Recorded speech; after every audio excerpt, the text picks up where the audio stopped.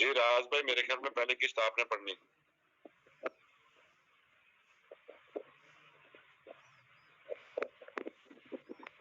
ایک minute sir.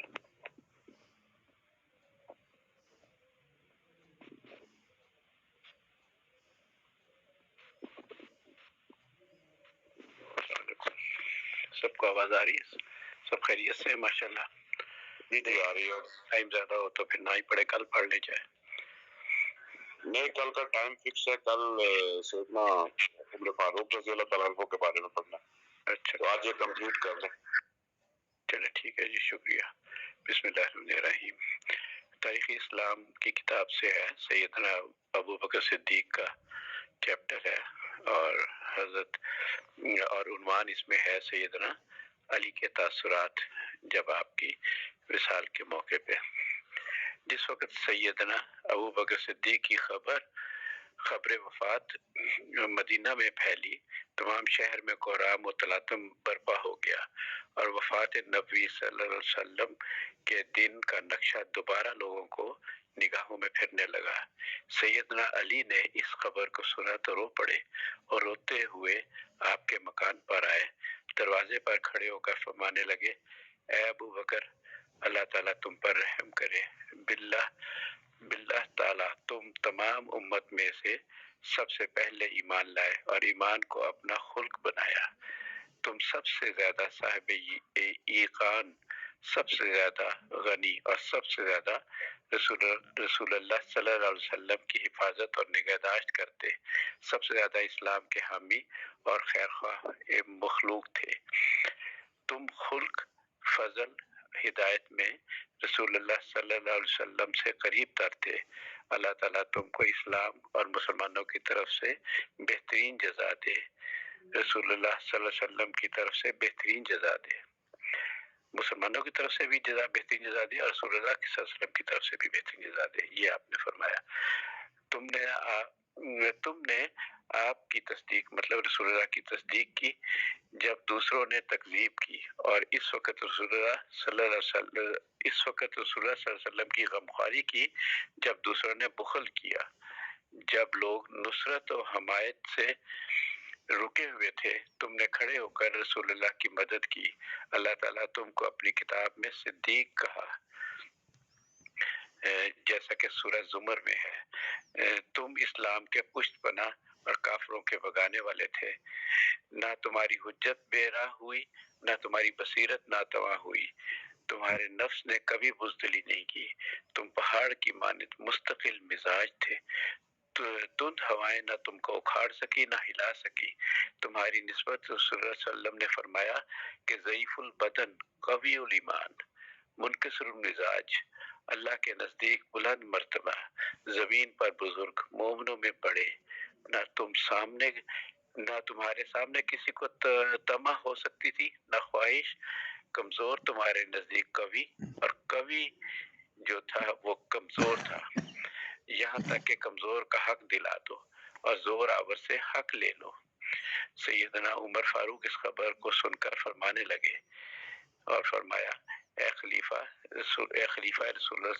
رسول اللہ، تم نے اپنے بعد قوم کو بڑی سخت تکلیف دی اور اس کو مصیبت میں ڈال دیا. تمہارے غبار کو بھی پہنچنا بہت مشکل ہے. تمہاری برابری کہاں کر سکتا ہوں.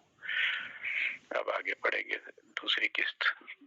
محمد اکرم صاحب شکریہ. اکرم بھائی چلے گئے ہیں، مجھے نظر نہیں آ رہے. چلیں میرے پاس نہیں ہے وہ دوسری. اچھا چلے میں دیکھ لوں. جی بڑی خاص بات ہے اس میں نوٹ کرنے کی ہے کہ دیکھیے کہ مطلب ہے کہ کیسے کن واضح الفاظ میں حضرت علی نے حضرت ابوبکر صدیق جو ان کے ساتھی تھے ان کی کیسے تعریف کی ہے، بڑے کھلے دل سے، اور بڑے مطلب کوئی اس میں وہ نہیں تھی کنجوسی یا کوئی کم الفاظ، بالکل واضح الفاظ میں. اور یہ ایک بڑے اعلیٰ اخلاق کی بات ہے. شکریہ. جی السلام علیکم ورحمۃ اللہ وبرکاتہ. ناصر بھائی اگر احمد اکرم بھائی نہیں ہے تو پھر میں پڑھ لیتی ہوں. پڑھ لیں. بنت الحسن آپ کیا کہتی ہیں؟ پڑھ لیں بے شک. ناصر بھائی پڑھ لیں، آپ پڑھ لیں، جو مرضی پڑھ لیں. اچھا میں دیکھ بھی لیتی ہوں ان کو, اگر وہ اویلیبل ہیں تو ٹھیک ہے, تو آپ شروع کر. جی آپ پڑھیے آپ. دختر اصل آپ یہ قسط پڑھیں اور آخری قسط جو ہے وہ ناصر بھائی کو دیں.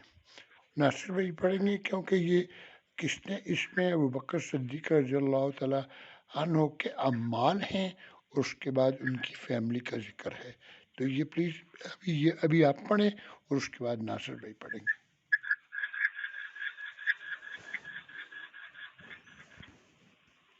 جی احمد.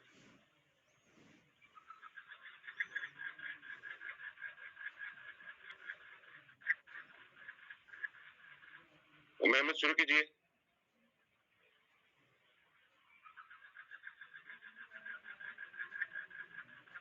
مجھے لگتا ہے وہ ہینگ ہو گئی. بھائی آپ سٹارٹ کریں, آپ جی بسم اللہ. بسم اللہ الرحمن الرحیم.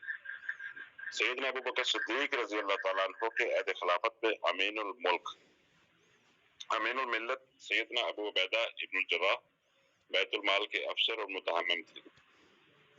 محتمم تھے. محکمہ قضا سیدنا عمر فاروق رضی اللہ تعالیٰ عنہ کے سپرد تھا.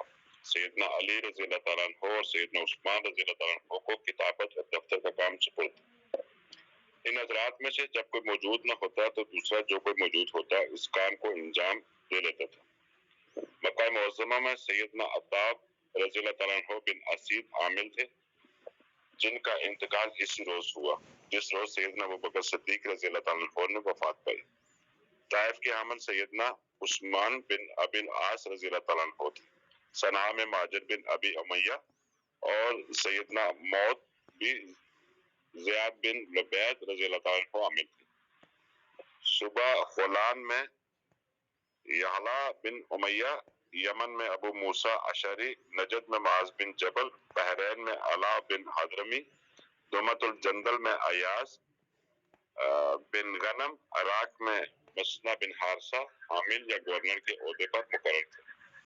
ابو عبیدہ بن الجراح آخر میں سپہ سالاری کی خدمت میں مامور ہو کر شام کی طرف بھیجے گئے. یزید بن ابی سفیان، عمرو بن العاص، شرجیل بن حسنہ بھی سپہ سالاری کی خدمت پر ملک شام میں مصروف تھے. خالد بن ولید رضی اللہ تعالیٰ عنہ خلافت صدیقی میں سپہ سالار اعظم کے عہدے پر فائز اور خلافت صدیقی سے وہی نسبت رکھتے تھے جو رستم کو کیکاؤس کی خسرو کی سلطنت سے تھی، یعنی سپہ سالار تھے. سیدنا ابوبکر صدیق رضی اللہ تعالیٰ عنہ کی پہلی بیوی قتیلہ بنت عبد الغرا تھی جس سے عبداللہ بن ابی بکر اور ان کے بعد اسماء بنت ابی بکر رضی اللہ تعالیٰ عنہ عبداللہ بن زبیر کی والدہ پیدا ہوئی. دوسری بیوی آپ کی ام رومان تھی. ان کے بدن سے عبد الرحمن بن ابی بکر رضی اللہ تعالیٰ عنہ اور سیدہ عائشہ رضی اللہ تعالیٰ عنہ پیدا ہوئے. جب سیدنا ابوبکر صدیق رضی اللہ تعالیٰ عنہ مسلمان ہوئے تو پہلی بیوی نے مسلمان ہونے سے انکار کیا، اس کو آپ نے طلاق دے دی. دوسری بیوی ام رومان مسلمان ہو گئی. مسلمان ہونے کے بعد بھی آپ نے 2 نکاح اور کیے، ایک اسماء بنت حمیس رضی اللہ تعالیٰ عنہ کے ساتھ جو جعفر رضی اللہ تعالیٰ عنہ بن ابی طالب کی بیوہ تھی. ان کے بدن سے محمد بن ابی بکر رضی اللہ تعالیٰ عنہ پیدا ہوئے. دوسرا نکاح حبیبہ بنت خارجہ انصاریہ سے رضی اللہ تعالیٰ عنہ سے جو قبیلہ حضرت سے تھی. ان کے بدن سے ایک بیٹی ام کلثوم آپ رضی اللہ تعالیٰ عنہ کی وفات کے بعد پیدا ہوئی. وآخر الدعوانا الحمدللہ رب العالمین. یہاں تک کا سیشن یہاں کمپلیٹ ہوا. عائشہ